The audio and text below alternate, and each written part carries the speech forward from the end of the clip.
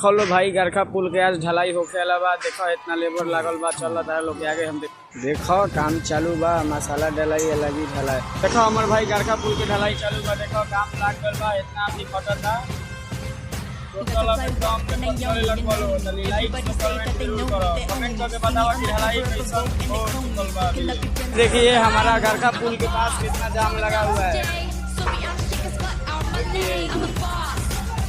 कितना जाम लगा हुआ है हमारा गरखा पुल के पास सतले। देखिए भीड़ कितना है, देखिए दोस्तों पूरा जाम एकदम पूरा लगा हुआ है, ठेला ठेली हो रहा है। देखिए दोस्तों जाम कितना कितना हम देख रहा है खड़ा हो तो हमारा गरखा पुल के पास कितना जाम लगा हुआ है। देखिए कितना हम देख रहा है खड़ा होकर।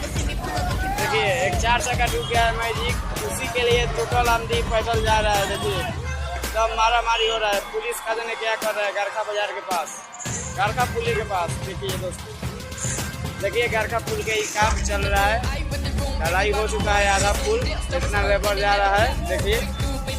देखिए पुल ढला रहा है गरखा पुल के पास, अब लोग को दिक्कत नहीं होगा जाने आने में, बस 2 दिन में ढला जाएगा टोटल काम क्लियर।